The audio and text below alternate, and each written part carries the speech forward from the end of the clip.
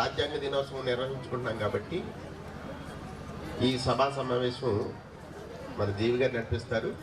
కానీ కరెక్ట్గా 11 గంటలకి మనం రాజ్యాంగ పీఠిక మనం అందరం కూడా ఒక ప్రతిజ్ఞ రూపంలో తీసుకోవాల్సి ఉంది. కాబట్టి మాస్టర్ చెప్పిన వెంటనే లౌడ్ వాయిస్ తోటి కరెక్ట్గా ఆ పీఠిక ఏ రకమైనటువంటి దోషాలు లేకుండా అందరూ మాస్టర్ వెనకాల చెప్పండి. ఓకేనా? ఒక ప్రతిజ్ఞ రూపంలో చెయ్యి అందరికి పెట్టి చెప్పండి. సార్వభౌమ సామ్యవాద లౌకిక ప్రజాస్వామ్య గణతంత్ర రాజ్యంగా నిర్మించుటకు పౌరులందరికీ సామాజిక ఆర్థిక రాజకీయ న్యాయాన్ని భావనను భావ ప్రకటనలను విశ్వాసము ధర్మము ఆరాధనలతో కూడిన స్వేచ్ఛ స్వతంత్రాలను అంతస్తులోను అవకాశములోను సమానత్వాన్ని చేకూర్చుటకు అందరిలో వ్యక్తి గౌరవాన్ని దేశ సమగ్రతను తప్పక తీసుకొచ్చే స్వాతంత్రాన్ని పెంపొందించుటకు సత్యనిష్ట పూర్వకంగా తీర్మానించుకొని రాజ్యాంగ పరిషత్తులో 1949 సంవత్సరం నవంబర్ 26వ తేదీన ఆమోదించబడి చట్టబద్ధం చేసుకొని మాకు మేము సమర్పించుకుంటున్నాము. Okay, thank you. All of you should sit right. అసలు మాట్లాడకూడదు ఇక్కడ నుంచి.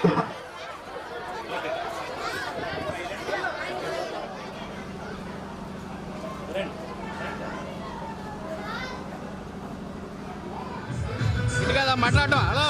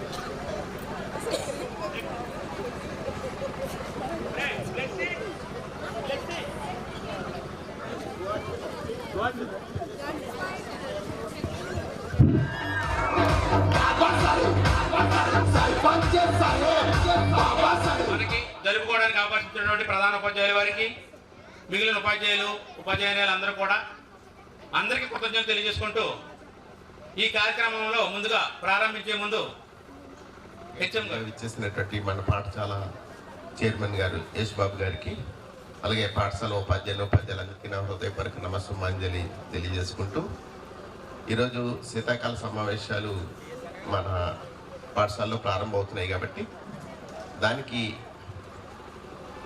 ప్రతిపక్షము అధికార పక్షము ఇవన్నీ కూడా యాజిటీజ్గా మనం అసెంబ్లీ ఎలాగైతే జరుగుతుందో అదే మోడల్లో ఇక్కడ మన జీవి గారు ఏర్పాటు చేశారు. కాబట్టి మీరు మీకు ఇచ్చినటువంటి పాత్రని చాలా చక్కగా హుందాగా, అంటే మన అసెంబ్లీలో కొన్ని అవాంఛనీయ సంఘటనలు జరుగుతుంటాయి. అటువంటి ఏమీ లేకుండా చక్కగా చాలా హుందాగా మీకు ఏ పాత్ర అయితే ఇచ్చారో ఆ పాత్రని మీరు నీట్గా ప్రదర్శించి ఒక చక్కటి వాతావరణాన్ని తీసుకురావాలని చెప్పేసి కోరుకుంటూ మిమ్మల్ని అందరినీ కూడా అభినందిస్తున్నాను. Thank you. అసెంబ్లీలో స్పీకర్ కుడివైపు కూర్చోవాలి. పేర్లు మారిపోతానండి. మైకు జాగ్రత్తగా మారు. ఇక్కడ ఉంది, ఇది కూడా ఇద్దాం.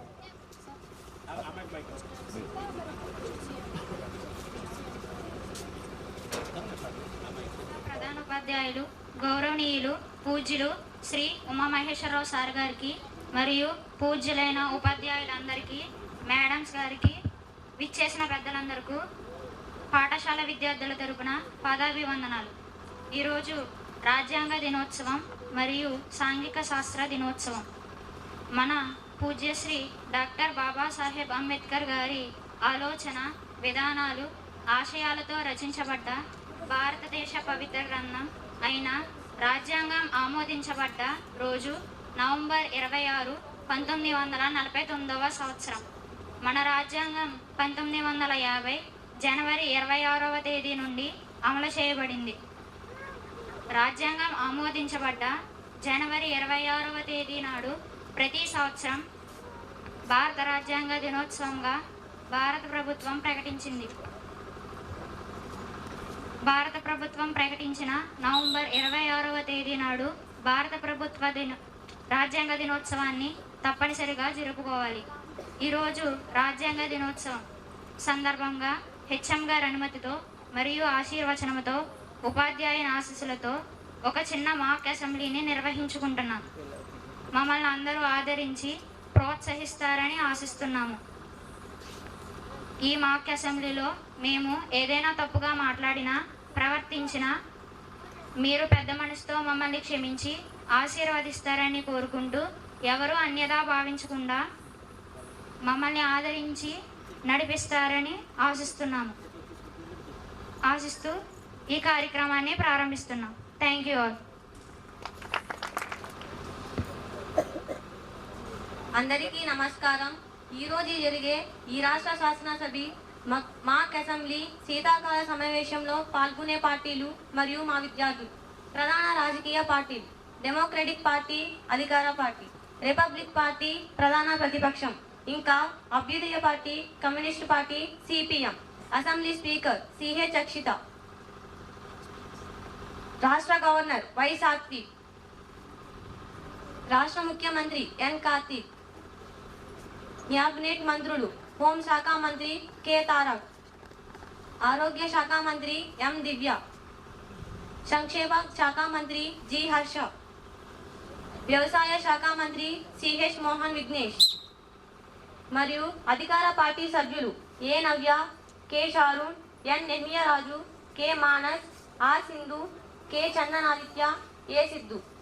ప్రధాన ప్రతిపక్షం రిపబ్లిక్ పార్టీ అధ్యక్షురాలు కె వైష్ణవి మరియు CH Mounika, CH Mahalakshmi, CH Satish, A Anjali, B Adarsha, G Sunil, N Yashwanth, T Praveen, CH Vishnu, M Kalyan Ram, O Indu, P Sunitha, Y Ashish, V Darwin, A Govarchana. అభ్యుదయ పార్టీ అధ్యక్షులు వి తులసిరామ్, సభ్యులు టి రూపక్. కమ్యూనిస్ట్ పార్టీ అధ్యక్షులు ఎం మహేంద్ర వర్మ, సభ్యులు ఎన్ నిహారిక.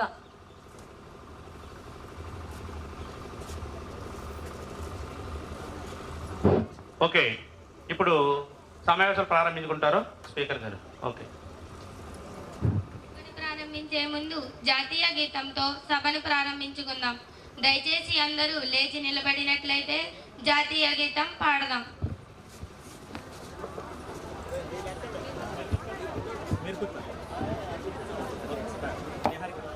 జనగణ మన అధినాయక జయ హే భారత భాగ్య విధాత, పంజాబ సింధు గుజరాట మరాఠ ద్రావిడ ఉత్కల వంగ, వింధ్య హిమాచల యమునా గంగా ఉచ్చల జలధి తరంగా.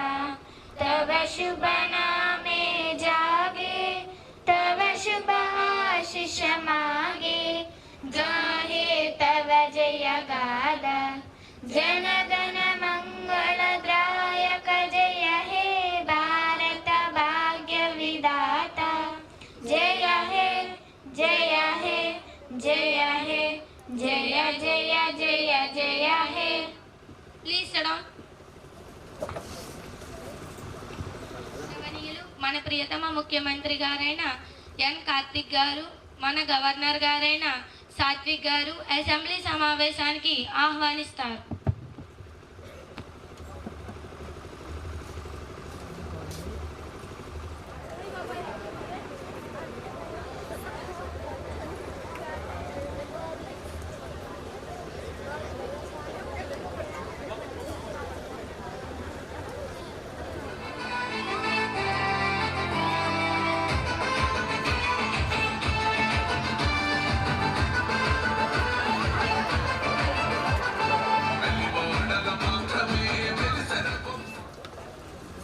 ఇప్పుడు గవర్నర్ గారు సాత్విక్ గారు వారి అమూల్యమైన Speaker of the House, Madam Akshit Garu, and my dear Chief Minister Karthik, and Ministers of the Cabinet and other legislative members of the Assembly, today is a great and memorable day because I have a great opportunity with the Governor in the state government rule. I am very grateful to participate in the welfare programs of our people. Our present Chief Minister Sri Karthik is always in the favor of poor and SC/ST BC minority farmers. Implementing so many development activities, especially completion of irrigation projects, are given. He planned to complete the irrigation projects. That is the first thing in the development in our state. Our ministers are very genius. They complete idea about issues of our state and development programs. I myself sometimes feel that this government is like reassemble the famous kingdom of Sri Rama and Sri Krishna Devaraya rule. This government also focus on education. If must be regarding health, I can say the government implementing so many policies and welfare schemes to eradicate the serious and dangerous diseases to maintain peace and harmony. Peace and harmony, that is the thing it gives, the government things give in the harmony. The government implementing so many activities that the government spend the central funds in a correct manner. The government facilitate large number of employment in the industrial sector. The major industry projects are developed in the state. Nowadays there are so many events against women. The control and work for the welfare of the women. Thank you, madam. Thank you very much. Thank you sir. వారి ప్రసంగంలో ప్రభుత్వం యొక్క పనితీరును గుర్తించినందుకు వారికి ఈ ప్రభుత్వం తరపున ఈ సభాముఖంగా ముందుగా ప్రత్యేక కృతజ్ఞతలు తెలుపుకుంటున్నాను అధ్యక్ష. అంతేకాకుండా వారు సూచించిన విధంగా రాష్ట్ర ప్రజల సంక్షేమ ప్రగతిని దృష్టి ఉంచుకుని లోపాట్లను సరిచేసుకుని రాష్ట్ర భవిష్యత్తును ఉజ్వలంగా తీర్చిదిద్దుతామని మా ప్రభుత్వం అన్ని విధాలుగా కృషి చేస్తుందని రాష్ట్ర ప్రజల హృదయాలలో నిలుస్తామని సభాముఖంగా తెలియజేసుకుంటున్నాను అధ్యక్ష. వారి అమూల్యమైన సందేశానికి మా హృదయపూర్వక ధన్యవాదాలు తెలియజేసుకుంటున్నాను అధ్యక్ష. Thank you sir. అధికార పక్షం నుండి మరొకరు మాట్లాడండి. అధ్యక్ష, గవర్నర్ గారి ప్రసంగం సభలోని వారందరికీ ఆనందదాయకంగా ఉంది. ప్రత్యేకంగా రాష్ట్ర భవిష్యత్, బడుగు, పేద వర్గాల అభ్యున్నతిని కోరుతూ గవర్నర్ గారు మాట్లాడిన తీరు చూస్తుంటే వారు పేదల పక్షపాతి అని అర్థమవుతుంది. ఏది ఏమైనా ఇటువంటి గవర్నర్ గారు రాష్ట్రానికి గవర్నర్గా రావటం ఆంధ్రప్రదేశ్ రాష్ట్ర ప్రజల అదృష్టంగా భావిస్తున్నాను. అడుగడుగునా ఇదే విధంగా ప్రభుత్వానికి మంచి మంచి సలహాలు ఇస్తూ రాష్ట్ర ప్రగతికి బాట వేస్తారని ఆశిస్తూ గవర్నర్ గారికి ధన్యవాదాలు తెలుపుకుంటున్నాను అధ్యక్ష. Thank you madam. ప్రధాన ప్రతిపక్షం రిపబ్లికన్ నాయకులైన అధ్యక్షులు వైష్ణవి గారు మాట్లాడండి మేడం. అధ్యక్ష, గవర్నర్ గారు తన ప్రసంగంలో కేవలం అధికార పార్టీ అయిన డెమోక్రటిక్ పార్టీని పొగడటానికి ఎక్కువ సమయం తీసుకున్నారు. అధికార పార్టీ అనుసరించే ప్రజా వ్యతిరేక కార్యక్రమాల ప్రస్తావన లేకుండా, ప్రజా సమస్యల ప్రస్తావన లేకుండా కేవలం ముఖ్యమంత్రి గారు కార్తిక్ గారు కూడా గవర్నర్ గారి ప్రసంగం గొప్పగా ఉందని మాట్లాడటం ఆశ్చర్యకరం అధ్యక్ష. గవర్నర్ గారి ప్రసంగం నిస్తేజంగా చెప్పగా ఉంది. అధికార పార్టీ చేసే తప్పులన్నీ గవర్నర్ గారికి ఒప్పులుగానే కనిపిస్తున్నాయి. వారి ప్రసంగం ఏ విధంగానూ సమర్థనీయం కాదు. సమాసంగా లేదు. ఇది దురదృష్టకరం. ముఖ్యమంత్రి గారు కార్తీక్ గారు కూడా గవర్నర్ గారి ప్రసంగం గొప్పగా ఉందని మాట్లాడటం ఆశ్చర్యకరం. అధ్యక్ష, గవర్నర్ గారికి రాష్ట్ర పరిస్థితులు అసలు అర్థమవుతున్నట్లు లేవు. రాష్ట్ర ప్రజలు అనేక సమస్యలతో సతమత్తు అవుతుంటే ఆయనకేమీ పట్టడం లేదు. గవర్నర్ గారి సొంత రాష్ట్రం బాగానే ఉంది. అక్కడి ప్రజలు సుఖ సౌఖ్యాలతో జీవిస్తున్నారు. అదే పరిస్థితి రాష్ట్రంలో ఎందుకు లేదు? ఇక్కడ కూడా అలాగే ఉందనుకుంటున్నారు కాబోలు. ఆయన పరిస్థితి పచ్చకం సమతలా ఉంది. నీలం తుఫాన్, హుద్దూద్ తుఫాన్, మొంతా తుఫాన్. ఓకే ప్లీజ్ చూడండి సార్. అధ్యక్ష ఓకే సార్, కమ్యూనిస్ట్ పార్టీ నాయకులైన మహేంద్ర వర్మ గారు మాట్లాడండి సార్. అమ్మా, గవర్నర్ గారి సందేశం సభలు ఆయనకేమీ పట్టలేదు. ప్రభుత్వాన్ని 2 మాటలలో పొగడటం, ప్రజల గురించి 2 ముక్కలు చెప్పడం, కట్టే కొట్టే తెచ్చే అనే విధంగా ఉంది. పసలేదు అధ్యక్ష. ఏది ఏమైనా గవర్నర్ గారి ప్రసంగానికి ధన్యవాదాలు తెలియజేస్తున్నాను అధ్యక్ష. అధ్యక్ష, గవర్నర్ గారు దయచేసి కూర్చోండి మేడం. మేడం ఒక సారీ మేడం, సారీ. సమయం ఇవ్వండి madam. Sorry madam, sorry. Please madam, please. Sorry madam. అధ్యక్ష, నాకు 2 నిమిషాలు మాట్లాడడానికి అవకాశం ఇవ్వండి మేడం. ప్లీజ్, వెంటనే ముగిస్తాను. గవర్నర్ గారు. సారీ సార్, ప్లీజ్ చూడండి. దయచేసి కూర్చోండి. గవర్నర్ గారి ప్రసంగానికి ధన్యవాదాలు తెలిపే కార్యక్రమాన్ని ముగిద్దాం. మిగిలిన కార్యక్రమాలకు సమయాన్ని ఉపయోగించి నేటి సమావేశాన్ని విజయవంతంగా నడుపుకోవడానికి అందరూ సహకరించాలి. ప్లీజ్, సభ సజావుగా జరగడానికి అందరూ సహకరించండి. అధ్యక్ష, ప్రస్తుత రాష్ట్ర రైతుల పరిస్థితి అత్యంత దీనంగా ఉంది. మేడం, ప్రస్తుత రైతుల కాయ కష్టాలతో పండించే పంటలు సరైన గిట్టుబాటు ధర లేదు. సాగునీటి కొరత, విపరీతంగా పెరిగిన వ్యవసాయ ఖర్చులు మొదలగు అంశాలను నేడు సభలో చర్చకు పెట్టాలి. పరిష్కార మార్గాలు అన్వేషించవలసి ఉంది మేడం. దేశానికి వ్యవసాయమే వెన్నుముక. రైతులే అన్నదాతలు.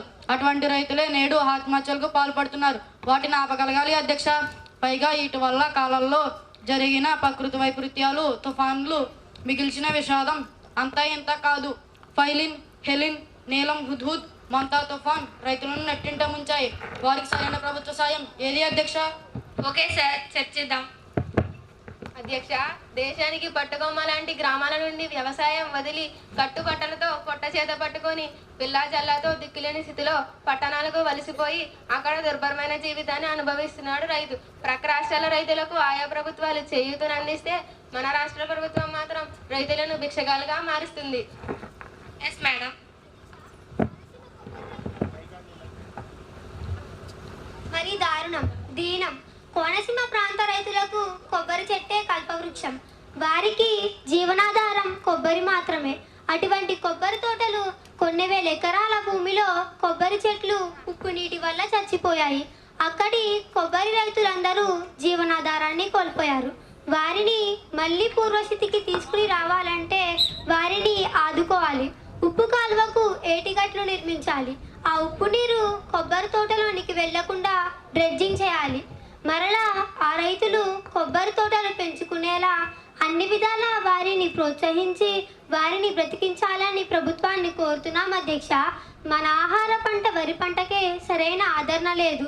పంటల బీమా పథకం సరిగా అమలు జరగడం లేదు. ఈ ప్రభుత్వం అంతా అవినీతిమయం. విత్తనాలు కల్తీ, ఎరువులు కల్తీ. ప్రారంభించిన నీటిపారుదల పథకాలు సంవత్సరాలు గడిచినా పూర్తి కావు. పునాది రాళ్ళు అలాగే ఉన్నాయి. సీఎం గారు మాట్లాడితే నదుల అనుసంధానం అని కృష్ణా నది నీరు చెంబుడు తీసుకొచ్చి గోదావరిలో కలిపి చరిత్ర సృష్టించామంటున్నారు. పోలవరం మనకు వరం అని కళ్ళబుల్లి కబుర్లతో ప్రజలను మోసం చేస్తున్నారు. ఆ ప్రాజెక్టులు ఎప్పటికి పూర్తవుతాయో తెలియదు. అధ్యక్ష, ప్రతిపక్ష సభ్యులు గారు. ఆగండి సార్, చెప్పనివ్వండి ప్లీజ్. మీరెందుకు భుజాలు తడుపుకుంటున్నారు?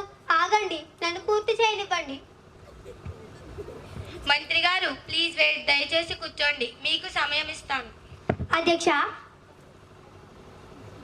రైతుల పరిస్థితి మెరుగుపరిస్తే తప్ప ఈ రాష్ట్ర భవిష్యత్ బాగోదు. రైతులందరూ వ్యవసాయాన్ని వదిలేస్తే రాష్ట్రం ఎడారిగా మారుతుంది. ఆకలి చావులు సంభవించి రాష్ట్రం శ్మశానం అవుతుంది. కనుక తక్షణమే రైతుల సంక్షేమం కోసం ప్రభుత్వం ఏ విధమైన చర్యలు తీసుకుంటుందో వ్యవసాయ శాఖ మంత్రి గారు సభలోనే ప్రకటించాలి. వ్యవసాయ శాఖ మంత్రి మోహన్ విఘ్నేష్ గారు. మేడం, ప్రతిపక్ష సభ్యులు మేడం గారైనా హిందూ గారికి రైతుల మీద ఒకేసారి వరదల ఇంత ప్రేమ పొంగుకు రావటం నాకు చాలా ఆశ్చర్యాన్ని కలిగిస్తుంది. వీరి ప్రభుత్వ పాలనా కాలంలో రైతుల పరిస్థితి ఏమిటో మర్చిపోయినట్లున్నారు మేడం గారు.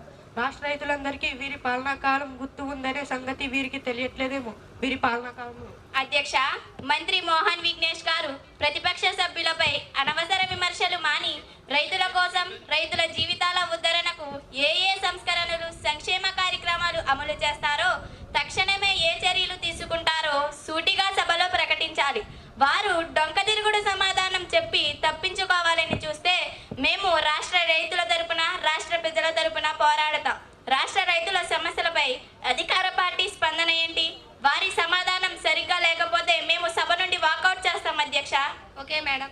మంత్రి గారు విషయానికి రావాలి. అధ్యక్ష, మా ప్రభుత్వం రైతుల క్షేమం కోసం అనేక కార్యక్రమాలు చేపట్టింది. రైతులకు రుణమాఫీ పథకం, పంటల బీమా పథకం, పంటకి గిట్టుబాటు ధర మా ప్రభుత్వమే కలిగిస్తుంది. రిపబ్లికన్ పార్టీ పాలనా కాలంలో ప్రారంభించిన నీటిపారుదల ప్రాజెక్టులు మేమే పూర్తి చేస్తున్నాం. గతంలో ప్రతిపక్షం వారు రైతులు నిర్లక్ష్యంగా వారిని గాలికి వదిలిస్తున్నారు. ఇప్పుడు రైతుల క్షేమం గుర్తించి మాట్లాడే నైతిక హక్కును ప్రతిపక్షం వారు ఎప్పుడో కోల్పోయారు. ప్రస్తుత సీఎం గారైన కార్తిక్ గారు రైతు బాంధవుడు. ఈ ప్రభుత్వం ఉన్నంత వరకు రైతు అభ్యున్నతినే కోరుతుంది. రైతు అనేవాడు లేకపోతే దేశమే లేదు. కావున రైతు సమస్యలపై ఒక కమిషన్ వేయటకు మా ప్రభుత్వం నిర్ణయం తీసుకుంది. ఆ కమిషన్ సూచనల మేరకే రాష్ట్రంలో రైతుల పరిస్థితి చక్కదిద్ది రాష్ట్రంలో రైతే రాజు అనేలా చేస్తామని హామీ ఇస్తున్నాను అధ్యక్ష.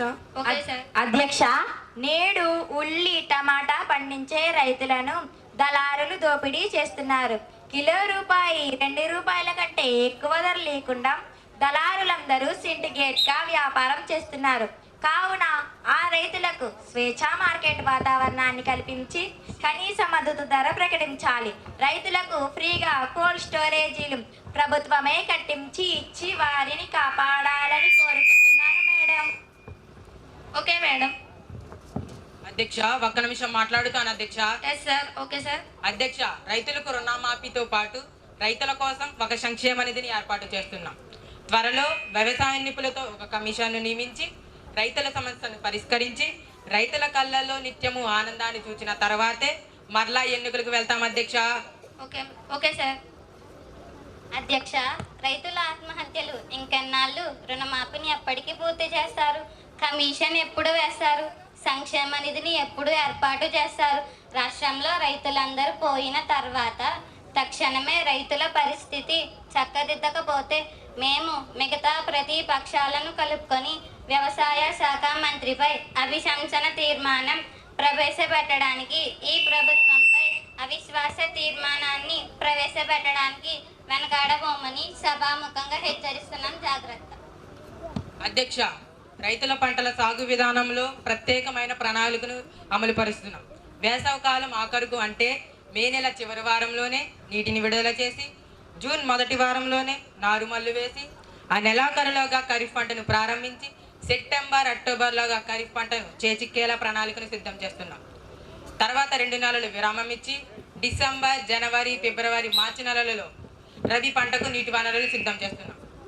తర్వాత మార్చి నెల తర్వాత రిజర్వాయర్ క్లోజ్ చేసిన వేసవకాల పంటకు జాయద్కు ఏప్రిల్, మే, జూన్ నెలలలో అపారాలు, కాయగూరలు పండించుకున్నట్టుకు అవకాశం ఉంటుంది.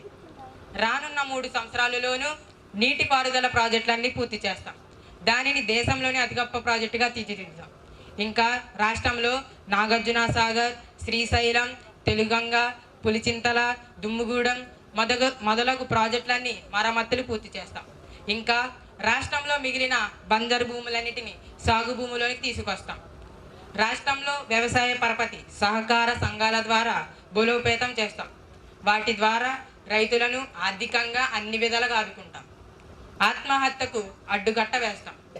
కౌలు రైతులకు కూడా ప్రత్యేకంగా ఎరువులు, విత్తనాలు, క్రిమి సంహార మందులు రాయితీరి కల్పించడానికి సొసైటీల ద్వారా అందుబాటులో ఉంచుతాం.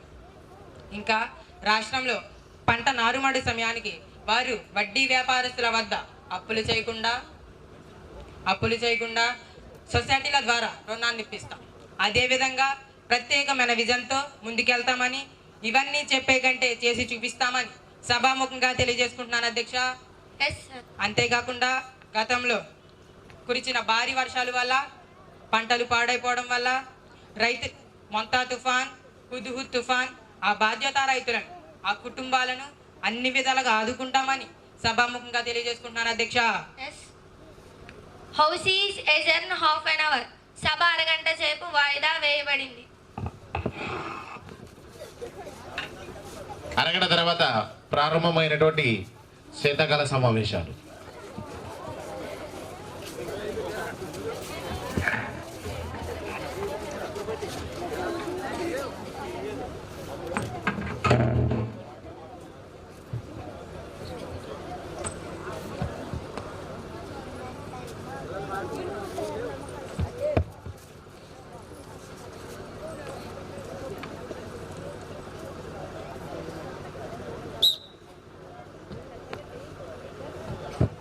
Please SIT down.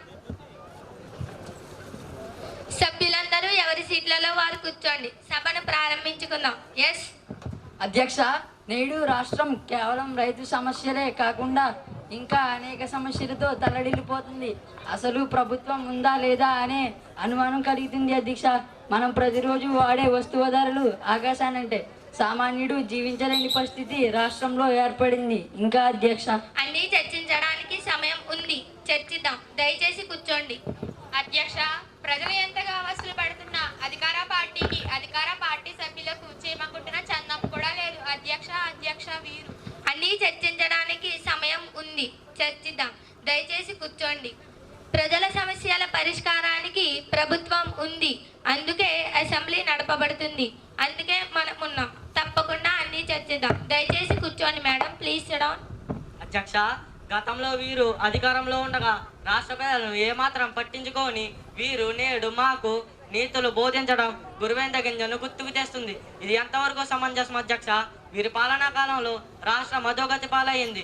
మహాయంలో ఇప్పుడిప్పుడే రాష్ట్రం ప్రగతి యొక్క గాడిన పడుతుంటే చూసి ఓర్వలేకపోతున్నారు అధ్యక్ష. ఓకే, ఎస్, ప్లీజ్ కూర్చోండి. అధ్యక్ష, ఎంత దారుణం అధ్యక్ష. ప్రజల పక్షాన నిలబడడానికి, వారి సమస్యలను తెలపడానికి, నిద్రపోతున్న ప్రభుత్వాన్ని మేలుకోవడానికి ప్రతిపక్షంగా మేమున్నాం. మేము అధికార పార్టీ వారిని ఏమైనా అడిగితే ఇలా తిరగబడి మాపై నిందల మోపడం ఏమన్నా బాగుందా అధ్యక్ష? Yes, okay. ఎవరికి వారే ఇష్టం వచ్చినట్లు మాట్లాడితే ఎలా? సభ గందరగోళం కాకుండా ఒక్కొక్కరు మాట్లాడాలి. నేను అందరికీ అవకాశం కల్పిస్తాను. ప్లీజ్, సభ సజావుగా జరగడానికి అందరూ సహకరించండి. కూర్చోండి మేడం. Take your seat. అధ్యక్ష, నేడు రాష్ట్ర ప్రజల అతి ప్రధాన సమస్య నిత్యావసర వస్తు ధర పెరుగుదల. ఈ రోజు ధరల పెరుగుదలపై సావధాన తీర్మానం ప్రవేశపెట్టాలని కోరుతున్నాను అధ్యక్ష. ఓకే సార్, చూద్దాం. దానికి మిగతా సభ్యులందరి అంగీకారం కావాల్సింది. అధ్యక్ష, ధరలను తగ్గించడానికి ప్రభుత్వం ప్రయత్నిస్తుంది. ధరలు నెమ్మదిగా తగ్గుతున్నాయి. కంగారు పడవలసిన అవసరం లేదు అధ్యక్ష. Yes sir. అధ్యక్ష, నిన్న లేవనెత్తిన సమస్యకు హోంమంత్రి గారు కాదు సీఎం గారు సమాధానం చెప్పాలి. రాష్ట్ర హోం మినిస్టర్ అయిన తారక్ గారు వారి బాధ్యతలను వారు సక్రమంగా నిర్వహిస్తే చాలు అధ్యక్ష. Okay sir. అధ్యక్ష, ప్రతిపక్ష సభ్యులు సునీల్ గారు నాపై చేసిన విమర్శనలపై నేను పాయింట్ ఆఫ్ ఆర్డర్ను లేవనెత్తుతున్నాను. మా హయాంలో రాష్ట్రంలో శాంతి భద్రతలు వారి పాలనా కాలంలో కంటే 100 రెట్లు బాగున్నాయి. మా డెమోక్రటిక్ పార్టీ ప్రధాన లక్ష్యం కూడా అదే కాదని నిరూపించమనండి అధ్యక్ష. రాజీనామా చేసి రాజకీయాల నుండి విరమించుకుంటాను అధ్యక్ష. అవును అధ్యక్ష, వీరు హోంమంత్రిగా పనిచేస్తున్న ఈ కాలంలో 100 రెట్లు ఏమిటి అధ్యక్ష? గతం కంటే 1000 రెట్లు హత్యలు, యాసిడ్ దాడులు, కిడ్నాప్లు, బాంబు పేలులు జరుగుతున్నాయి అధ్యక్ష. Silence please.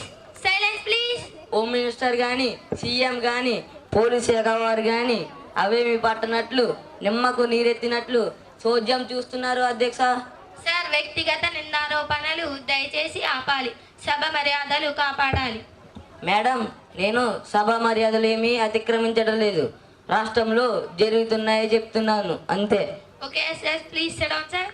అధ్యక్ష, నిత్యావసరాల వస్తువులపై పెరిగిన అధిక ధరలపై సావధాన తీర్మానాన్ని ప్రవేశపెట్టాలి అధ్యక్ష. ప్రవేశపెట్టాలి. సైలెన్స్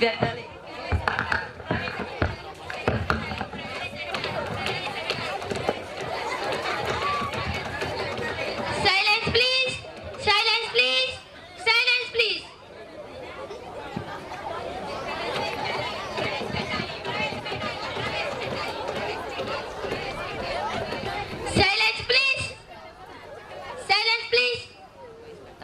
దయచేసి సభ్యులందరూ సభ్యులందరూ సంయమనాన్ని పాటించాలి.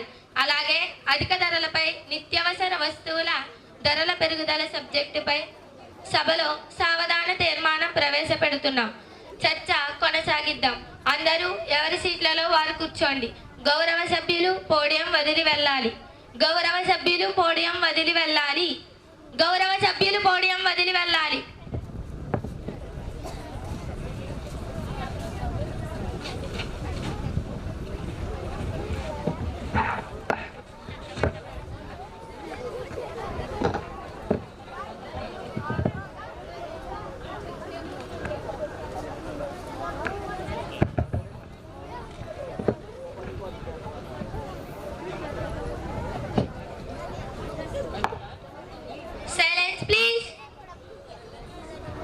సభ్యులందరూ గమనించండి. ఇప్పుడు నిత్యావసర వస్తువుల నిత్యావసర వస్తువులపై విషయంపై సభలో సావధాన తీర్మానం ప్రవేశపెడుతున్నాం. ఆ అంశంపై చర్చ, ధరల పెరుగుదలకు కారణాలు, ప్రభుత్వం తీసుకోవలసిన చర్యలు, ప్రతిపక్షాల సూచనలు సక్రమ పద్ధతిలో సామరస్యపూర్వకంగా చర్చిద్దాం.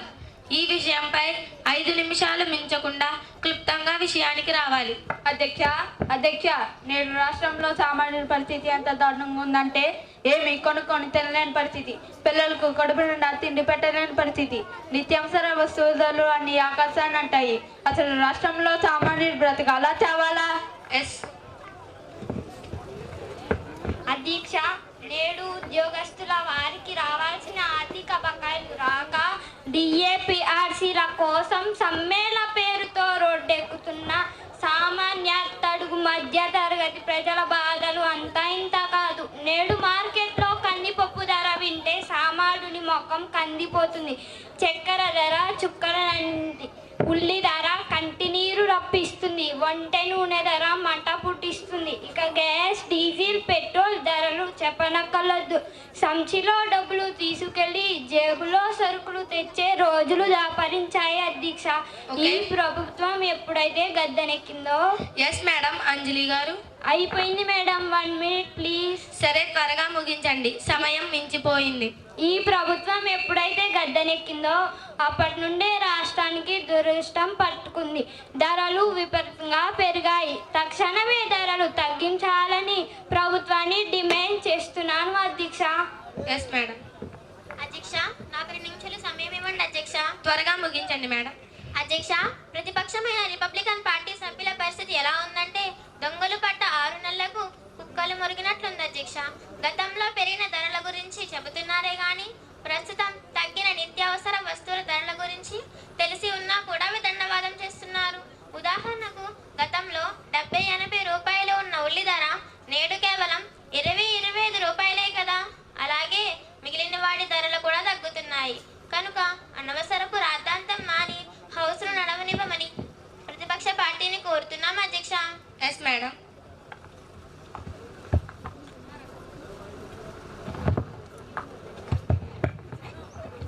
అధ్యక్ష, ప్రతిపక్ష సభ్యులు అంజలి గారు ప్రభుత్వంపై తీవ్రమైన విమర్శలు చేశారు. కొంతవరకు ధరలు పెరిగిన మాట వాస్తవమే, కానీ ధరలను తగ్గిస్తాం. కానీ ప్రస్తుతం వాటిని కంట్రోల్ చేస్తున్నాం. ధరలను ఇంకా తగ్గిస్తాం. అధ్యక్ష, తగ్గిస్తారు కానీ ధరలను కాదు, పేదవాడి జీవన ప్రమాణాన్ని, వారి జీవిత కాలాన్ని.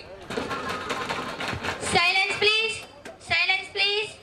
సభ్యులు క్రమశిక్షణతో మెలగాలి, నిశ్శబ్దంగా ఉండాలి. ఎవరు ఏం మాట్లాడారో అర్థం కాదు. సీఎం గారిని పూర్తి చేయనివ్వండి. అధ్యక్ష, రాష్ట్రంలో పేదలేక సామాన్య ప్రజలు కూడా అనేక బాధలు పడుతుంటే వ్యాపారస్తులు నిత్యావసరాల వస్తువులను దాచేసి కృత్రిమ కొరత సృష్టించి బ్లాక్ మార్కెట్ లో అధిక ధరలకు అమ్ముతున్నారు. అధికార పార్టీ బ్లాక్ మార్కెట్ గాళ్లకు అండగా ఉంది. అధికార పార్టీ మంత్రులందరూ జేబులు నింపుకునే పనిలో ఉన్నారు. ముఖ్యమంత్రి అండలో అవినీతి పరులుగా బ్లాక్ మార్కెట్ గాళ్లకు పూర్తిగా సహకరిస్తున్నారు. అందరూ అవినీతి పరులే. ఏ మంత్రి ఎంత అవినీతికి పాల్పడ్డారో మా వద్ద ఆధారాలు ఉన్నాయి. అదేమని ప్రశ్నిస్తే అసెంబ్లీలో మాపై దౌర్జన్యం చేస్తున్నారు, మా నోర్లు నొక్కుతున్నారు. ఇదెక్కడి న్యాయం? అధ్యక్ష. ఓకే మేడం, అలాగే చూద్దాం. ఎస్, సీఎం గారు మీ వివరణ ఏమైనా ఉందా? అధ్యక్ష, నెల రోజుల లోపు ధరలను నియంత్రిస్తాం. అయినా ఇప్పటికే అన్ని నిత్యావసర వస్తువుల ధరలు తగ్గాయి. అయితే గత సెప్టెంబర్ నెలలో కురిచిన భారీ వర్షాల వల్ల పంటలు పాడైపోవడం, జనజీవనం స్తంభించడం వల్ల మరలా ధరలు పెరిగాయి. అంతేగాక అన్ని నిత్యావసర వస్తువులు ధరలు తగ్గాయి. అంతేకాకుండా అన్ని నిత్యావసర సరుకులను పేద ప్రజలకు అందుబాటులో తేవడానికి చౌక ధరల దుకాణాల ద్వారా తెల్ల రేషన్ కార్డులు కలవారందరికీ మరికొన్ని ఆహార వస్తువులను తక్కువ ధరలకి ఇప్పించే ఏర్పాటు చేస్తామని సభాముఖంగా తెలియజేసుకుంటున్నాను అధ్యక్ష. ఆ పనిలోనే తలమూలకై ఈ ప్రభుత్వం పనిచేస్తుందని తెలియజేసుకుంటున్నాను అధ్యక్ష. అధ్యక్ష, మరొక ముఖ్యమైన విషయం అధ్యక్ష. అధ్యక్ష, నూతన రాజధాని అమరావతి నిర్మాణం మరియు పోలవరం ప్రాజెక్టులను బుల్లెట్ స్పీడ్తో అత్యంత వేగంగా పూర్తి చేస్తామని, దానిని దేశంలోనే అతి గొప్ప ప్రాజెక్టుగా తీర్చిదిద్దుతామని, బుల్లెట్ స్పీడ్తో అత్యంత వేగంగా పూర్తి చేస్తామని, జాతికి అంకితం చేస్తామని తెలియజేసుకుంటున్నాను అధ్యక్ష. అధ్యక్ష, వారు ఎలా చేస్తారో ఏమో, రాష్ట్ర ప్రజలు ఎవరు ఇబ్బంది పడకుండా చూసే బాధ్యత వారిదే. అధికార పార్టీ పాలనలో వెంటనే ధరలు తగ్గకపోతే మా ఉదయ పార్టీ రిపబ్లికన్ పార్టీతో కలిసి అన్ని పక్షాలను ఏకం చేసి ప్రజలలోకి వెళ్ళి మహా ఉద్యమాన్ని చేపట్టి ఈ ప్రభుత్వాన్ని కూల్చివేస్తామని హెచ్చరిస్తున్నాం. ప్రజలకు భారంగా మారే ఏ ప్రభుత్వ పరిస్థితి అయినా ఇంతే. Okay sir, silence. Okay sir, CM గారు ధరల నియంత్రణకు హామీ ఇచ్చారు కనుక సభలో సావధాన తీర్మానంపై చర్చ ముగిద్దాం. ఇది 0 అవర్. సభ్యుల సందేహాలను ఆయా మంత్రుల ద్వారా ప్రశ్నల ద్వారా అడగవచ్చు. ప్రశ్నోత్తరాల సమయం మించకుండా మంత్రులు సమాధానాలు ఇస్తారు. అధ్యక్ష, రాష్ట్రంలో విష జ్వరాల తీవ్రత ఎక్కువగా ఉంది. డెంగ్యూ, మలేరియా, కాలువాపు వ్యాధి మొదలగునవి కాక అనేక సాంక్రమిక వ్యాధులు ప్రబలుతున్నాయి. గిరిజన ప్రాంతాల్లో అయితే ఎక్కువ మంది ఈ జ్వరాల బారిన పడి చనిపోతున్నారు. ప్రభుత్వ ఆసుపత్రులలో సరైన సదుపాయాలు లేవు, మందులు లేవు. దీనికి మంత్రి దివ్య గారు సమాధానం చెప్పాలి అధ్యక్ష. ఓకే అధ్యక్ష, రాష్ట్రంలో విష జ్వరాల గురించి గౌరవనీయులైన మహాలక్ష్మి గారు చేసిన ఆరోపణ పూర్తిగా నిరాధారమైన ఆరోపణ. ఎందుకంటే వారం రోజుల క్రితమే అన్ని ప్రభుత్వ ఆసుపత్రులలోనూ విష జ్వరాలకు సంబంధించిన అన్ని మందులు అంతేకాక డాక్టర్లను ఇతర సిబ్బందిని కూడా నియమించాము. బహుశా సోదరికి ఆ విషయం తెలియకపోవచ్చు. అయితే రాష్ట్రంలో ఇటీవల ముఖ్యంగా గిరిజన ప్రాంతాలలో, ఏజెన్సీ ప్రాంతాలలో ప్రబలుతున్న కాలువాపు వ్యాధి నిర్ధారణకు ఇంకా పరీక్షలు జరుగుతున్నాయి. అన్ని రోగాలను నియంత్రిస్తాం అధ్యక్ష. ప్రత్యేకంగా ప్రభుత్వ ఆసుపత్రులలో సౌకర్యాల కోసం 86 కోట్ల రూపాయలు, మందులకు 42 కోట్ల రూపాయలు, అదనంగా వైద్య సిబ్బందికి నియామకానికి 71 కోట్ల రూపాయలు ఆర్థిక భారం ప్రభుత్వంపై పడింది. అయినా ప్రజారోగ్యం కొరకు ఎంతైనా ఖర్చు చేయడానికి ప్రభుత్వం వెనకాడదు. ఎందుకంటే రాష్ట్ర ప్రజల ఆరోగ్యమే ప్రభుత్వానికి మహాభాగ్యం కనుక. గిరిజన ప్రాంతాలలో అయితే 24 కోట్ల రూపాయలతో వైద్య శిబిరాలు నిర్వహిస్తున్నాం. చాలా వరకు రోగాలను అదుపులో పెట్టాం. ఇంకా మొత్తం అదుపు చేయడానికి ప్రయత్నిస్తున్నాం అధ్యక్ష. గౌరవ సోదరి ఆధారాలు లేకుండా ఆరోపణలు చేయడం మంచిది కాదు అధ్యక్ష. Okay madam, next. అధ్యక్ష, పేద, దళిత, వెనకబడి ఉన్న తరగతుల పిల్లలకు రావాల్సిన స్కాలర్షిప్ ఫీజు రీయింబర్స్మెంట్ మాట ఏమిటి అధ్యక్ష? సంక్షేమ శాఖ మంత్రి గారు. అధ్యక్ష, రాష్ట్రం ఈ సంవత్సరంలో కొన్ని ఆర్థిక ఒడిదుడుకులను, ఇబ్బందులను ఎదుర్కొనడం కారణంగా ఈ సంవత్సరం స్కాలర్షిప్ ఫీజు రీయింబర్స్మెంట్ కొంత ఆలస్యమైన మాట వాస్తవం. వచ్చే సంవత్సరం అంటే 2026, 2027 ఆర్థిక బడ్జెట్లో తప్పకుండా అన్ని సక్రమంగా అమలు జరుపుటకు ఆర్థిక శాఖ మంత్రి గారిని, సీఎం గారిని సంప్రదించి అన్ని సౌకర్యాలు పేద వర్గాలకు అందేలా నా వంతు కృషి చేస్తానని ప్రకటిస్తున్నాను అధ్యక్ష. ఇదేమో న్యాయం అధ్యక్ష. ఆకలితో మాడుతున్నప్పుడు ఆహారం పెట్టకుండా రేపు పెడతాను, ఎల్లుండి పెడతాను అంటే ఎలా ఉంటుంది అధ్యక్ష? పైగా అమ్మకు అన్నం పెట్టనోడు చిన్నమ్మకు చీర పెడతాను అనే సామెతలో ఉంది ఈ ప్రభుత్వం తీరు అధ్యక్ష. అసలు రాష్ట్రంలో ఎస్సీ, బీసీ, ఎస్టీ మైనారిటీలతో పాటు అగ్రవర్ణాలలో కూడా నిరుపేద కుటుంబాలు పూటగడవని పరిస్థితుల్లో ఉన్నాయి. అటువంటి వారి కోసం ఈ ప్రభుత్వం ఒక్క కార్యక్రమమైన ప్రారంభించింది అని ప్రశ్నిస్తున్నాను అధ్యక్ష. Yes sir. అధ్యక్ష, ప్రభుత్వం అన్ని వర్గాల అభ్యున్నతి కోసం అనేక కార్యక్రమాల ద్వారా వారి అభివృద్ధికి పాటుపడుతుంది. ప్రతిపక్ష వారి వల్లే మేము ప్రజలను విస్మరించము. రిపబ్లికన్ పార్టీ పాలన కాలంలో మొత్తం ప్రజాజీవన వ్యవస్థ కుంటుపడిపోయింది. రాష్ట్ర ప్రజలందరి సంక్షేమం కోసం మేము అమలు చేసిన మా ప్రణాళిక, మా అజెండా వివరించాలంటే మీరు ఎంత సమయం కేటాయించినా మాకు సరిపోదు అధ్యక్ష. చేసి చూపిస్తాం. తద్వారా రాష్ట్ర ప్రజల అభిమానాన్ని పొందుతాం అధ్యక్ష. అది ప్రతిపక్ష సభ్యులకు ప్రత్యేకంగా చెప్పవసరం లేదు, అవసరం కూడా మాకు లేదు అధ్యక్ష. ఎస్ మేడం, మంత్రి గారు ప్రతిపక్ష సభ్యుడు అడిగిన ప్రశ్నలకు సూటిగా సమాధానం చెప్పకుండా దాటవేస్తే వైఖరిని అనుసరిస్తున్నారు. జవాబుదారీతనం లేకుండా సభను, ప్రతిపక్షాన్ని, ప్రజలను అవమానపరుస్తున్నారు అధ్యక్ష. కాబట్టి సంక్షేమ శాఖ మంత్రి గారు శ్రీ హర్ష గారిపై సభ హక్కుల తీర్మానాన్ని ప్రవేశపెట్టాలని మిమ్మల్ని కోరుతున్నాను. ఓకే అధ్యక్ష, ప్రతిపక్షం వారు అడదడ్డమైన ప్రశ్నలతో సభా సమయాన్ని వృధా చేస్తున్నారు అధ్యక్ష. ఇంకా చర్చించవలసిన అనేక విషయాలు చర్చకు రాకుండా వీరే అడ్డుపడుతున్నారు. ప్రతి చిన్న విషయానికి గొడవకు దిగడం తప్ప వీరికి మరో పనేది లేదు అధ్యక్ష. అధ్యక్ష, గత రిపబ్లికన్ పార్టీ ప్రభుత్వం చేసిన పొరపాట్లను, ఆర్థిక నష్టాన్ని, ఆర్థిక విధ్వంసాన్ని సరిచేయడానికి మరియు రాష్ట్రాన్ని అన్ని రంగాల్లోని అభివృద్ధి పదంలో నడపడానికి కొంత సమయం పడుతుంది. అనుభవజ్ఞులైన సీఎం గారు, మంత్రి మండలి బృందం, కేబినెట్ మంత్రులు ఒక ప్రత్యేక విజన్తో రాత్రి పగలు కష్టపడి మేధావుల సహాయం తీసుకుని కేంద్ర ప్రభుత్వం సహకారంతో ముందుకెళ్తున్నారు. రిపబ్లికన్ పార్టీ పాలనా కాలంలో రాష్ట్ర ప్రజలకు జరిగిన నష్టం అంతా ఇంతా కాదు. ఏరు దాటి తెప్ప తగలేసినట్లు 5 సంవత్సరాలు అధికారం అనుభవించి ప్రజలను అష్టకష్టాలు పెట్టి ఇప్పుడు అధికారం కోల్పోయి మా మీద ఒత్తిడి తెస్తున్నారు. మేము మేనిఫెస్టోలో ప్రజలకు ఇచ్చిన హామీలన్నిటినీ ఒక్కొక్కటిగా ఖచ్చితంగా అమలు చేస్తున్నాం అని సంక్షేమ కార్యక్రమాలతో పాటు భవిష్యత్ ప్రతిఫలాలకు బీజం నాటుతున్నాం.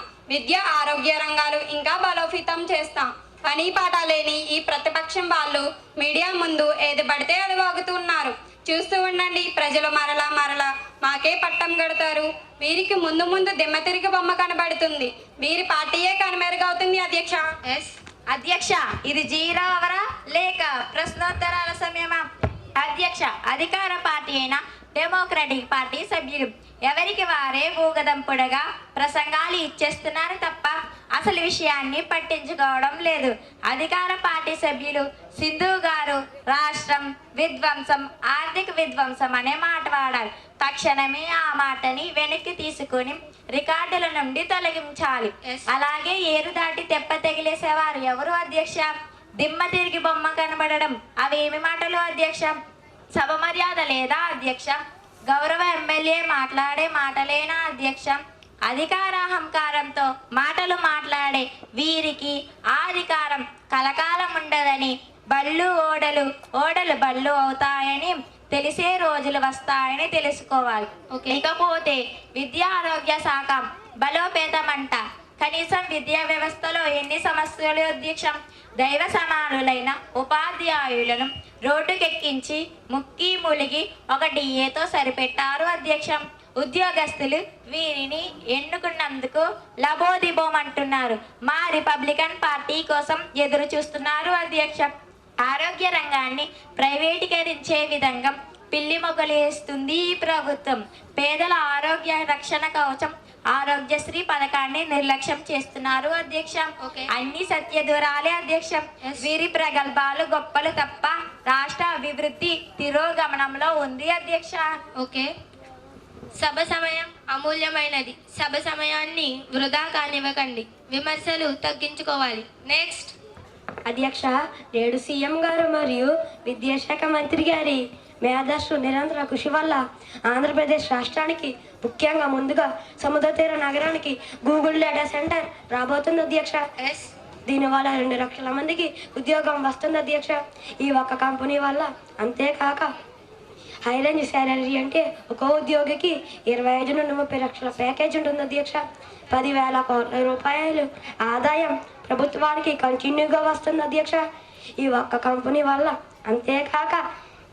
అంతేకాక ఈ గూగుల్ కంపెనీ అదనంగా వచ్చే పరిశ్రమలతో అదనంగా మరో 23,000 కోట్ల రూపాయలు ఆదాయం వస్తుంది అధ్యక్ష. ఈ ఒక్క కంపెనీ వల్ల కర్ణాటకలో అన్ని దక్షిణంగా జరిగితే మన రాష్ట్రం భారతదేశంలోనే అతి గొప్ప ఆర్థిక రాజధానిగా తయారవడానికి ఇంకెంతో కాలం పడుతుంది అధ్యక్ష. కర్ణాటక లాంటి దక్షిణాది రాష్ట్రాలు అప్పుడే మన వైపు చూస్తున్నాయి.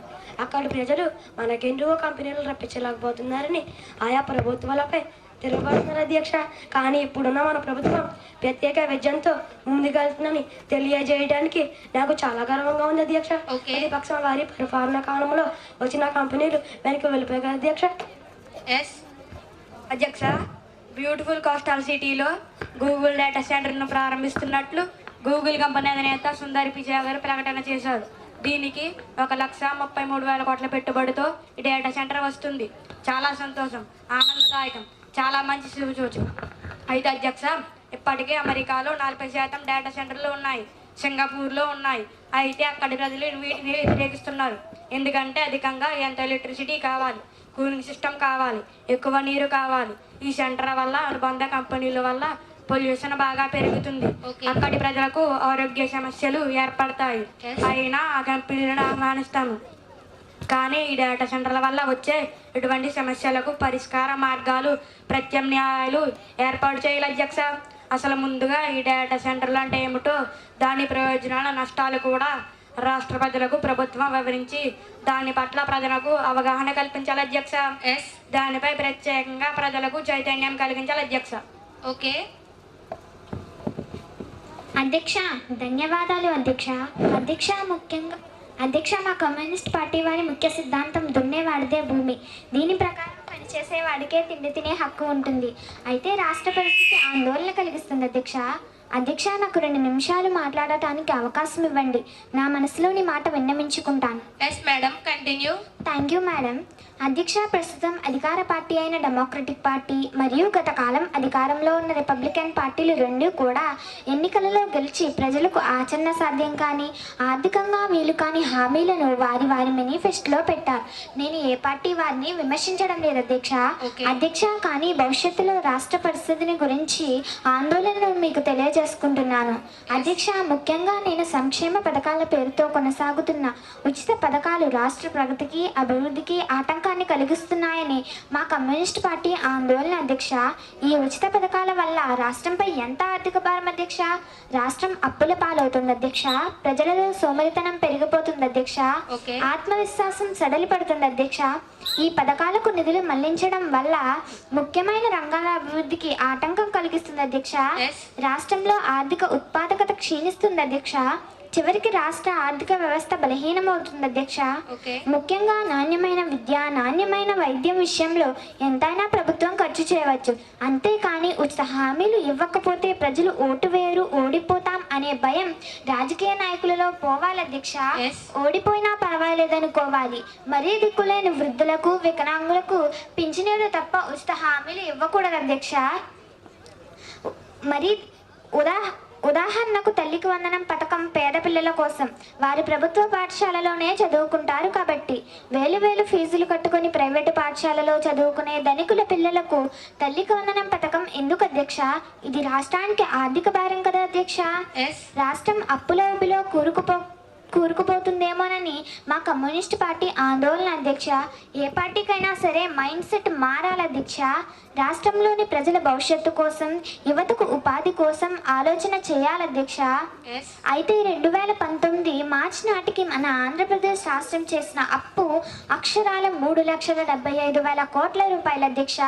అది 2024 జూన్ 12వ తేదీ నాటికి పెరిగి 9,74,556 కోట్ల రూపాయలైంది అధ్యక్ష. అయితే 2024 జూన్ 12వ తేదీ నుండి నేటి వరకు పెరిగిన మన రాష్ట్రం చేసిన అప్పు ఎంతో గౌరవ ముఖ్యమంత్రి గారు ఎన్ కార్తిక్ గారు సభలో వివరించాలి అధ్యక్ష.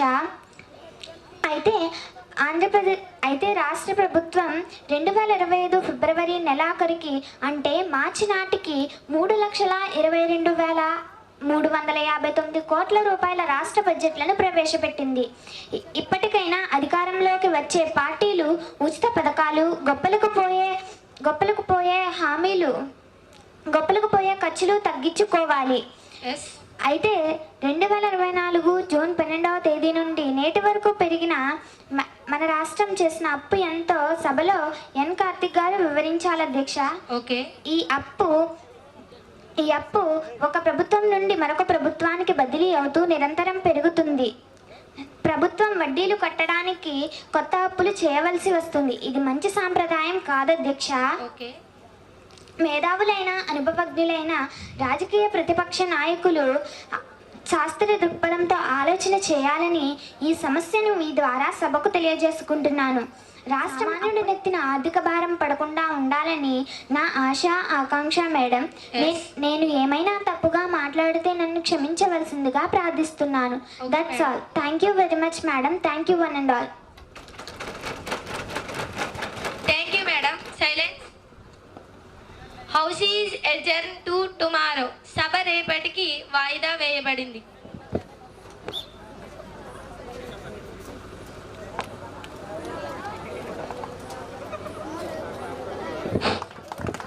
అందరు లేవాలి కదా,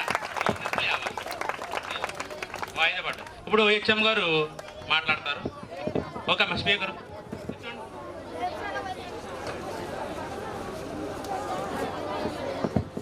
ఈరోజు మన పాఠశాలలో రాజ్యాంగ దినోత్సవం సందర్భంగా ఏర్పాటు చేసినటువంటి ఈ మాక్ అసెంబ్లీ చాలా అద్భుతంగా జరిగింది. నిజంగా దీని వెనకాల మన జీవి గారి కృషి చాలా అభినందనీయం. ఎన్ని రోజుల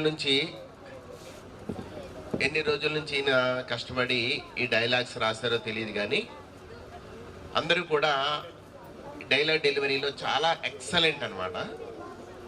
ఇటు ప్రభుత్వ పక్షము, ప్రతిపక్షము, రిజర్వ్డ్ పార్టీ మూడు కూడా చాలా చక్కటి హావభావాలతోటి మంచి డైలాగ్ డెలివరీ ప్రదర్శించడం అనేది చాలా అద్భుతం.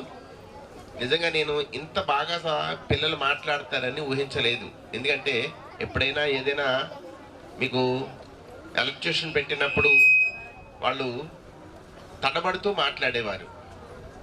సేమ్ అలాగే ఉంటుందేమో అని అనుకున్నాను, కానీ ఎక్కడా కూడా ఏ రకమైనటువంటి తడబాటు లేకుండా చాలా చక్కగా మంచి డైలాగ్ డెలివరీ తోటి, పైగా చూడకుండా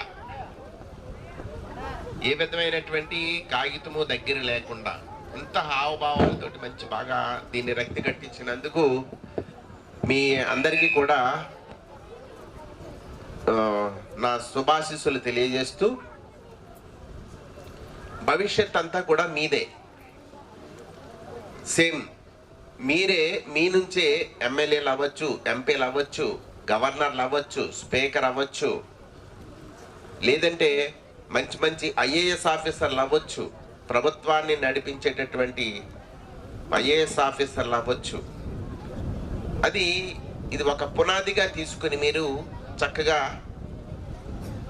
భవిష్యత్తుని తీర్చిదిద్దుకోవాలని ఆశిస్తూ, ఈరోజు మనం రాజ్యాంగ దినోత్సవాన్ని జరుపుకుంటూ ఉన్నాం. మధ్యాహ్నం ఏం లేదు చెప్పేస్తా,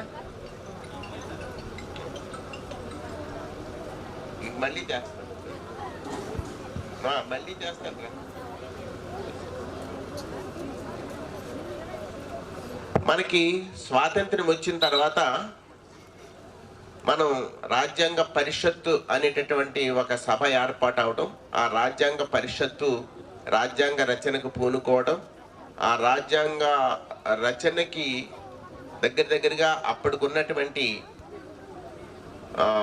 సభ్యులు 289 మంది సభ్యులు, అలాగే స్వతంత్ర ప్రతిపత్తి కలిగినటువంటి వాళ్ళు స్వదేశీ సంస్థల నుంచి వచ్చినటువంటి ఒక 100 మంది సభ్యులు, వీళ్ళందరూ కలిపితే దగ్గర 389 మంది సభ్యులతోటి అప్పుడు రాజ్యాంగ పరిషత్తు ఏర్పాటు అవడం, అది 22 కమిటీలుగా విడిపోవడం, ఆ 22 కమిటీలు కూడా ఇతర దేశాలలో ఉన్నటువంటి రాజ్యాంగాలను పరిశీలించటం. అప్పటికి మనకు అందుబాటులో 157 రాజ్యాంగాలు అందుబాటులో ఉంటే ఆ 157 రాజ్యాంగాలను మనం పరిశీలించి మన ప్రాంతానికి ఏ రకమైనటువంటి రాజ్యాంగం అవసరం అవుతుందో ఆ మంచి విషయాలన్నింటినీ సేకరించి తీసుకొచ్చి ఒక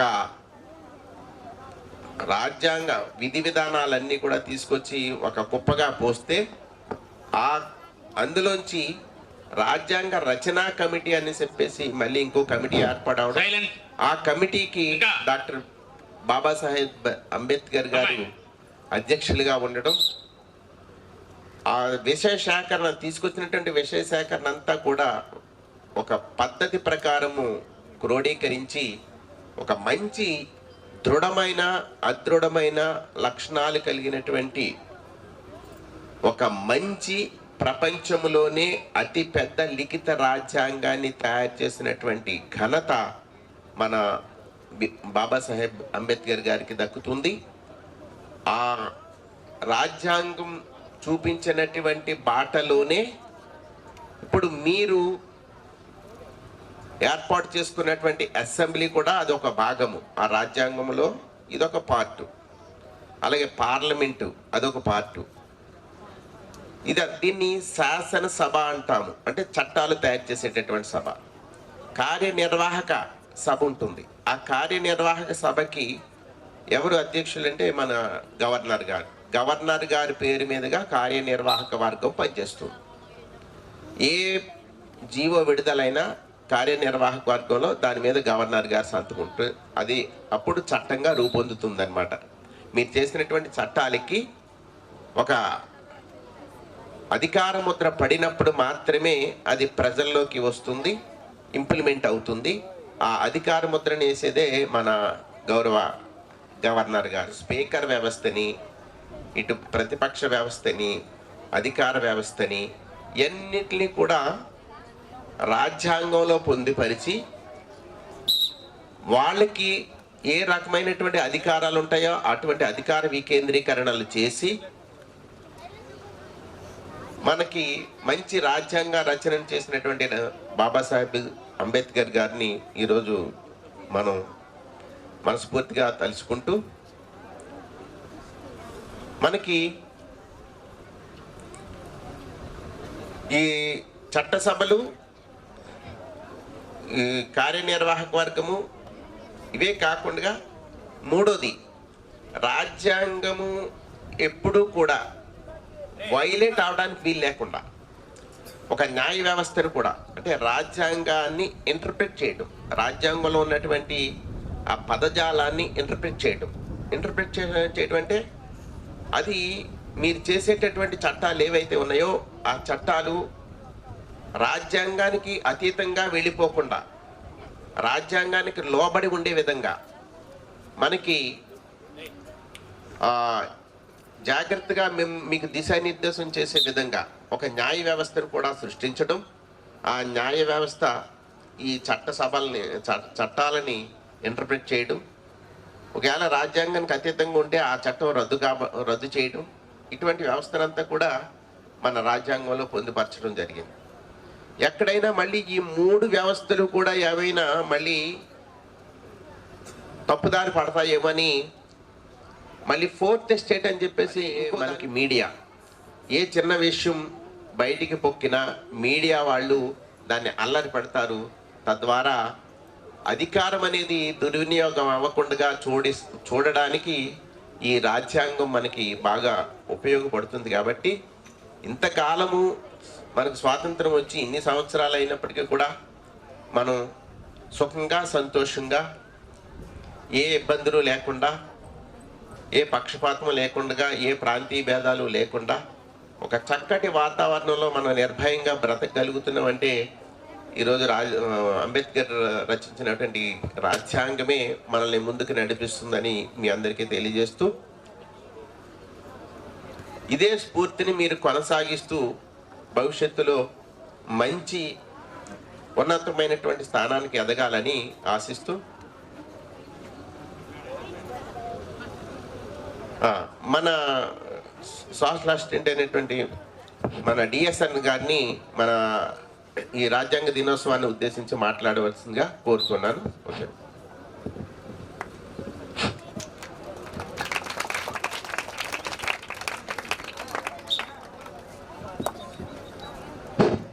ఓకే, మరి సీనియర్ ఉపాధ్యాయులు సత్యనారాయణమూర్తి గారు మీకు వినాలి, ఏం చెప్తున్నారు వినాలి. మీరు కూడా పిల్లలు సైలెంట్.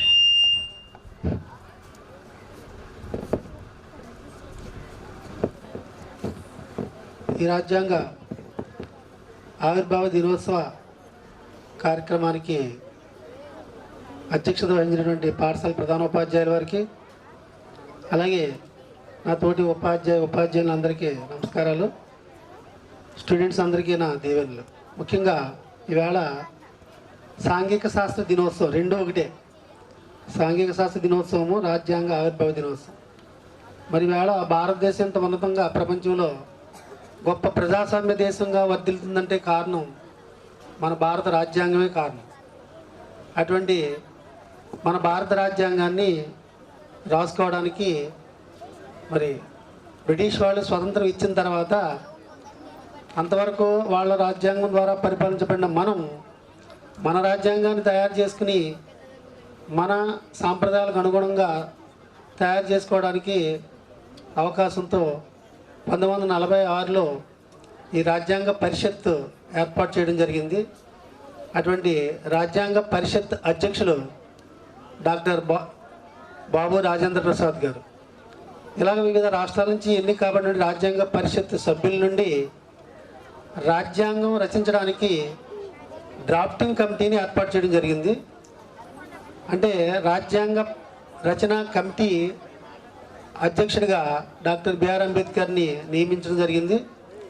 అలా డాక్టర్ బిఆర్ అంబేద్కర్ వివిధ రాజ్యాంగాలని, వివిధ దేశాల రాజ్యాంగాలని, అలాగే అంతకుముందు బ్రిటిష్ వాళ్ళు పరిపాలించినటువంటి రాజ్యాంగంలో మంచి మంచి విషయాలని, ఇతర దేశాల్లోని రాజ్యాంగాల్లో ఉన్నటువంటి మంచి మంచి విషయాలు మన భారతదేశానికి సూటబుల్ అయ్యేటువంటి విషయాల్ని తీసుకుని రాజ్యాంగాన్ని రచించి ఆ కమిటీ రాజ్యాంగ పరిషత్ అధ్యక్షుడైనటువంటి బాబు రాజేంద్ర ప్రసాద్ గారికి సబ్మిట్ చేయడం జరిగింది.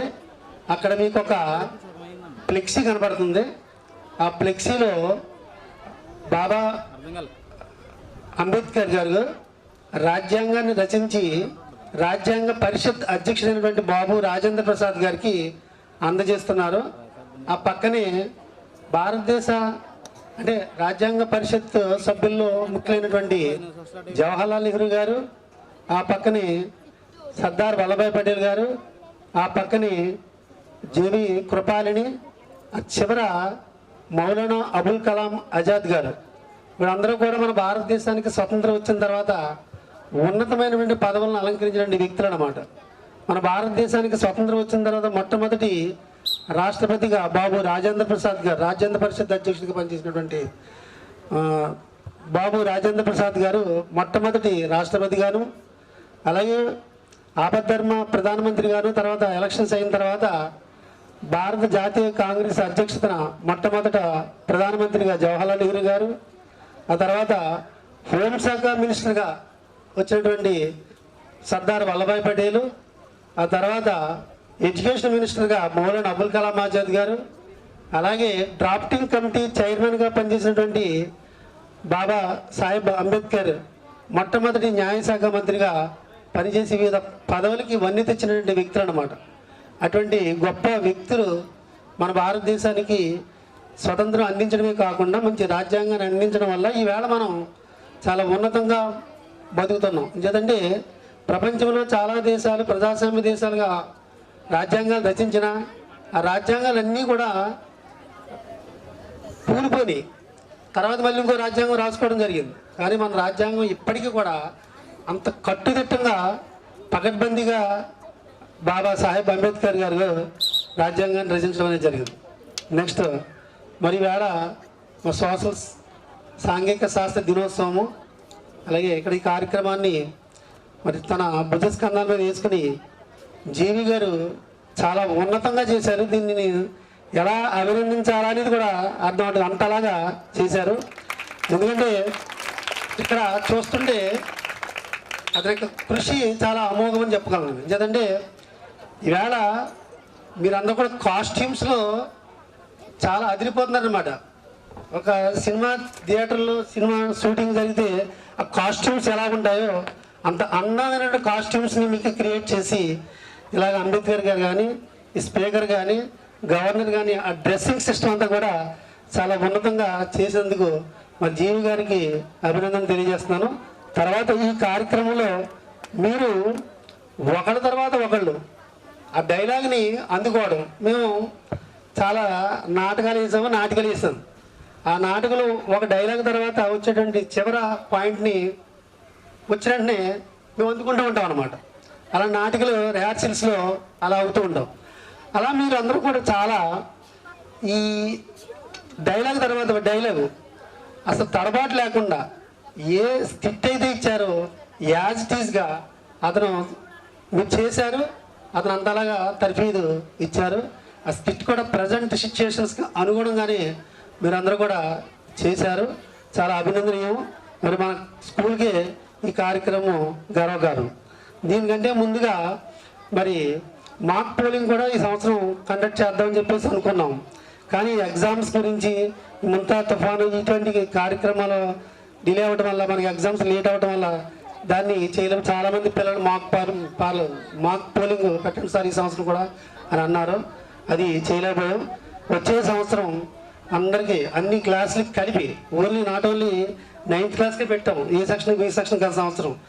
ఇంక వచ్చే సంవత్సరం హెచ్ఎం గారి పర్మిషన్ తీసుకుని ఈ అందరూ స్కూల్ వైజ్ మొత్తం how to elections conducting in our Indian parliament అనేది మీకు ఎలా ఉంటుందో మరోసారి వచ్చే సంవత్సరం చూపిస్తామని చెప్పేసి హామీ ఇస్తూ మరి ఇంత చక్కటి కార్యక్రమాన్ని నిర్వహిస్తూ మీరందరూ కూడా బాగా చేసినందుకు మరోసారి అభినందిస్తూ నాకు ఈ అవకాశం ఇచ్చినటువంటి అధ్యక్షుల వారికి అలాగే జీవి గారికి మిగతా ఈ కార్యక్రమానికి సక్సెస్ కావడానికి వెనకాల ఉన్నటువంటి వ్యక్తులందరికీ కూడా హృదయపూర్వక నమస్కారం తెలియజేస్తూ మీ అందరికీ నా ఆశీస్సులు. Thank you sir. Thank you sir. Thank you very much. మరి తెలుగు మేడం గారు మాట్లాడతారంట. అందరికీ నమస్కారం. నిజంగానే మనసు చాలా ఉప్పొంగిపోయిందిరా మిమ్మల్ని చూసేటప్పటికి. చాలా చక్కగా భలే చేశారు అందరూ కూడాను. క్లాస్లో కూర్చున్నప్పుడైతే క్లాస్లో చూస్తే చాలా నిరాశపడేదాన్ని. కానీ చాలా టాలెంట్ ఉంది అందరిలో కూడా. కాబట్టి దాన్ని చక్కగా వినియోగించుకుంటూ మీరు ఇలాగే చదువులో కూడా ముందుకు వెళుతూ మీరు ఏ పదవుల్లో అయితే కూర్చున్నారో ఆ పదవులన్నీ కూడా మీరు పొందాలనుకుంటూ మనస్ఫూర్తిగా కోరుకుంటున్నాను. అలాగే నిజంగా భలే చురుకైన వాళ్ళ అనిపించారు డైలాగ్స్ డెలివరీలో అన్నిట్లో కూడా. ఆ చురుకుదనం, ఆ శ్రమ, మాస్టర్ శ్రమ అంతా చాలా చక్కగా నిజంగా ఫలవంతం చేశారు. నిజంగా ఆయన ఎంత శ్రమ పడ్డారో దాన్ని చాలా చక్కగా మీరు ఫుల్ఫిల్ చేసి ఆ శ్రమకి ఒక విలువను తీసుకుని వచ్చారు. చాలా చక్కగా జరిగింది. చెప్తున్నాను కదా, చాలా నిరాశగా ఉండేదాన్ని స్కూల్లో. క్లాసులకు వచ్చేటప్పటికి వీళ్ళు ఏంటి ఇలా అయిపోతున్నారు, అసలు ఒక 4 వాక్యాలు కూడా చదవలేకపోతున్నారు అని అనుకున్నాను. కానీ మీ డైలాగ్ డెలివరీ చూసిన తర్వాత చాలా చెయ్యగలరు మీరు. మీకు రావాలి, మీలో మీకే రావాలి. అది మేము చదవగలం, మేము చేయగలం అనేది ఇప్పుడు మీరు చెప్పిన ఈ కార్యక్రమం ద్వారా మీ శక్తి మీకే తెలుస్తోంది. కాబట్టి ఇకపై అలా ఉండాలని కోరుకుంటూ మనసు పొలకించినందుకు గాను మీ అందరికీ కూడా ఆశీర్వచనం అనేది ఇస్తున్నాను. శతమానం భవతి శతాయ పురుష శతేంద్రియే ఆయుష్యేవేంద్రియే ప్రతిష్టతి. అంటే అందరూ కూడా మీ ఇష్టకామ్యాలన్నీ తీరి చాలా చక్కనైనటువంటి ఉన్నతమైనటువంటి పదవుల్లో మీరందరూ కూడా ఉండాలని, అది మేము చూడాలని కూడా కోరుకుంటూ మిమ్మల్ని అందరినీ కూడా ఆశీర్వదిస్తున్నాను. ఈ కార్యక్రమాన్ని ఇంత చక్కగా చేయించినందుకు గాను, అలాగే మిమ్మల్ని మీకు ఇంత చక్కనైనటువంటి తర్ఫీదు ఇచ్చినందుకు గాను, శిక్షణ ఇచ్చినందుకు గాను మాస్టర్కి కూడా అభినందనలు తెలియజేస్తున్నాను. మరి మేడం గారికి చాలా థ్యాంక్ యూ అండి.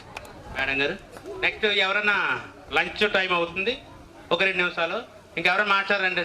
రాజ్యాంగ దినోత్సవ కార్యక్రమం జరుగుతున్నందుకు ఈ కార్యక్రమాన్ని ఇంత విజయవంతంగా నడిపిస్తున్నటువంటి జీవి గారికి, అలాగే మన డిఎస్ఎన్ గారికి ముందుగా కృతజ్ఞతలు తెలియజేసుకుంటున్నాను. మన హెచ్ఎం గారికి, ఉమామేశ్వరరావు గారికి, అలాగే మన ఉపాధ్యాయులందరికీ. మన గవర్నర్ గారు ఆయన మన స్కూల్లో ఆయన తన స్పీచ్ చూసే నిజంగా ఆ ఇంగ్లీష్ ప్రొనౌన్సియేషన్ ఒకటి, ఆ చెప్పే విధానం తడబడకుండా చెప్పడం, నిజంగా నాకు చాలా ఆనందం వేసింది.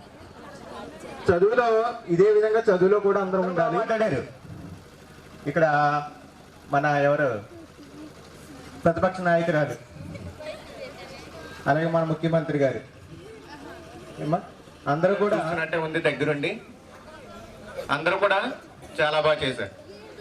ఈ ప్రోగ్రామ్ చూడడానికి మాకు కూడా అవకాశం కలిగింది. ఏ విధంగా very best all of you. Thank you sir.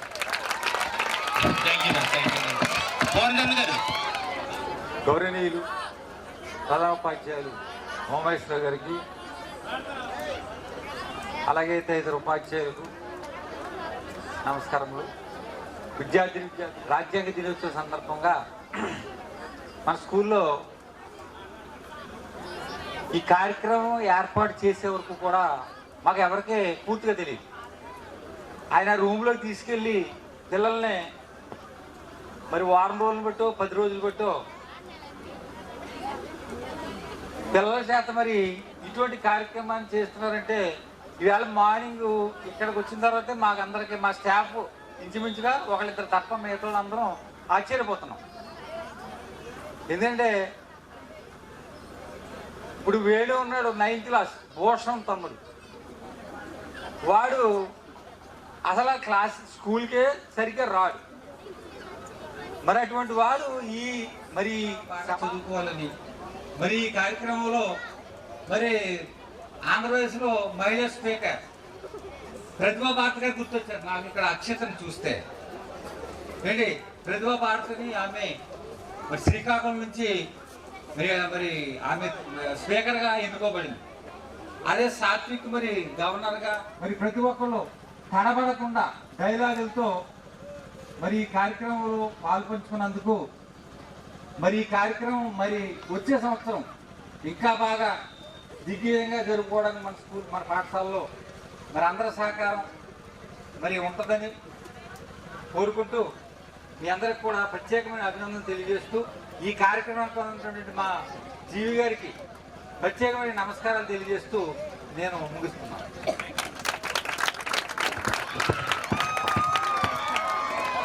మన పాఠశాల ప్రధానోపాధ్యాయులు మరియు నా తోటి ఉపాధ్యాయులందరికీ నా హృదయపూర్వక నమస్కారాలు తెలియజేస్తూ, ఈనాటి అసెంబ్లీ మాక్ అసెంబ్లీ సభ్యులందరికీ కూడా నాకు ప్రత్యేకమైన అభినందనలు తెలియజేస్తున్నాను. అసలు మీరేనా, ఇంత టాలెంట్ ఉందా, అసలు మన పిల్లలైనా వీళ్ళు అనేది నేను చాలా ఆశ్చర్యపోయాను. తెలుగు మేడం గారితో అదే డిస్కషన్, శ్రీధర్ గారితో కూడా. బాబోయ్ మన స్పీకరు, తర్వాత మన గవర్నర్ గారు, వీళ్ళైనా మన పిల్లలు ఇంతలా చదువుతారా? అదే ఎఫెక్ట్ చదువులో పెట్టండి. చాలా చక్కగా మీ పేరెంట్స్కి కానీ మీకు కానీ మంచి భవిష్యత్, ఎక్సలెంట్ సార్, ఎక్సలెంట్ ఒకళ్ళు తీసుకుపోకుండా చక్కగా ప్రదర్శన ఇచ్చారు. All the very best and future you will success అని మిమ్మల్ని దీవిస్తూ సెలవు తీసుకుంటాం. Thank you sir. సమావేశాలు కార్యక్రమంలో పాల్గొని మీరు శాసనసభ్యులుగాను అధికార పార్టీ ప్రతిపక్షంగాను మీరు ప్రత్యేకమైన మీ యొక్క వాక్ చాతుర్యంతో ఉపాధ్యాయ మన స్కూల్లో ఉన్నటువంటి హెచ్ఎం గారితో సహా మిగతా వాళ్ళందరినీ కూడా ఆనందింపజేశారు. చాలా సంతోషం. మీరు నేర్పేటప్పుడు సరిగ్గా చెప్తారో చెప్పట్లేదో నేను తిట్టి మిమ్మల్ని కొట్టి కసురుకొని మాట్లాడాను. అయినప్పుడు కూడా రిజల్ట్ ఇక్కడ బాగా చూపించారు. మరి మన కేశంపల్లి హై స్కూల్లో మాక్ అసెంబ్లీ అంటే బహుశా ఫస్ట్ ఇదే అయ్యి ఉండొచ్చు. అద్భుతంగా చేశారు. ఇంకా అంతకంటే అంటే ఇంకా బాగా చేయొచ్చు అనేది మీరు లేదేమో, మీరు బాగా చేశారు, చాలా అద్భుతం చేసి. నేను ఏమి వారికి ఒక మైక్ దగ్గర పెట్టుకోమని చెప్పాను నేను. అందరూ కూడా బాగా చేశారు. మీరు అదేవిధంగా మేస్టాలు చెప్పినట్టు మీ చదువులో ఎవడేం తక్కువ కాదు. అందుకే చెప్తాను నేను, చదువులో మీరు అందరూ ఎవరి టాలెంట్ వాళ్ళకి ఉంది. చదువు విషయంలో కదా, అన్ని రంగాల్లో కూడా ఆటపాటల్లో కూడా మీకు ఉంది, ఎవరో తప్పుకోదు. అందుకే డాక్టర్ బిఆర్ అంబేద్కర్ ఆయన జీవితం ఏంటో ఒకసారి చెప్తాను మీకు. చిన్నప్పటి నుంచి ఆయన పరిస్థితి ఏంటో చెప్తాను. ఈ రోజు ప్రపంచ దేశాల్లోనే అన్ని దేశాల్లోనూ కొన్ని లక్షల విగ్రహాలు అంబేద్కర్ ప్రతిష్టం చేసుకున్నారు. ఆయన ఎప్పుడు కూడా నేను ఇలా కదా పేదవాడిని లేకపోతే లేదు నా పరిస్థితి ఇలా కాదు, ఎప్పుడు కోటు సూటు బూట్ వేసుకుని చూస్తే ఒక రకమైనటువంటి పర్సనాలిటీ మూర్తి భవిస్తుంది అనమాట. అంటే ఒక రకమైనటువంటి అద్భుతమైన మనకు గర్వం వస్తుంది, మనకి క్యారెక్టర్ బిల్డప్ చేసుకోవడానికి మనకు అనుకూలమైన ఆలోచన సానుకూలంగా ఉంటుంది. అటువంటి ఆ పద్ధతి నుంచి వచ్చాడు డాక్టర్ బిఆర్ అంబేద్కర్. ఆయన్నే మనం ఆదర్శంగా తీసుకొని మీ చదువులో ముందుకు పోతూ ఉండాలి. అంబేద్కర్ని చూసినప్పుడు ఎప్పుడు చూసినప్పుడు నాకు ఒక విగ్రహాన్ని చూసినప్పుడు గుర్తొస్తుంటుంది. మీలో చాలా మంది పిల్లలు ఉన్నారు, కూర్చున్న పిల్లలు కానీ చిన్న పిల్లలందరూ కూడా చిన్న వయసు నుంచి మీరు బహు తెలివైన బాగా టాలెంట్ పర్సన్స్ అనమాట. కాకపోతే మీకు సరైన గైడెన్స్ లేదు. డాక్టర్ బిఆర్ అంబేద్కర్ కూడా గైడెన్స్ లేదు, ఎవరు లేరు, ఒక తండ్రి తప్ప. తండ్రి కూడా తల్లి చిన్నప్పుడు చనిపోయింది, రెండో పెళ్లి చేసుకున్నాడు. మళ్ళీ ఈయన భార్య కూడా చనిపోయింది, ఆయన కూడా రెండో మ్యారేజ్ చేసుకున్నాడు. అది స్టోరీ. మాది అంతా అంబేద్కర్ వర్ధంతికో జయంతికో చెప్తాను, సందర్భం కాదు కాబట్టి.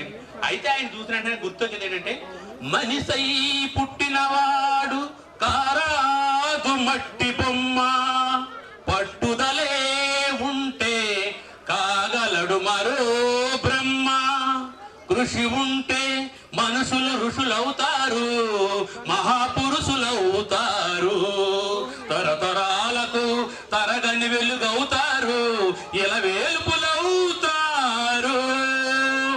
జై భీమ్, జై భారత్. థ్యాంక్ యూ అండి. పిల్లలందరికీ కూడా శుభాశిస్సులు. మళ్ళీ చాలా ఆనందం ఉంది రోజు, చాలా సంతోషం. అందరూ కూడా హెచ్ఎం గారు మరి భోజనానికి వెళ్ళిపోతా తీయండి, వీళ్ళకి తీయండి, మనకు అక్కర్లేదు. మొత్తం అక్కడ తీసుకెళ్ళి ఒక గ్రూప్ ఫోటో తీసేసేయండి అందరికీ కలిపి అక్కడ మొత్తం.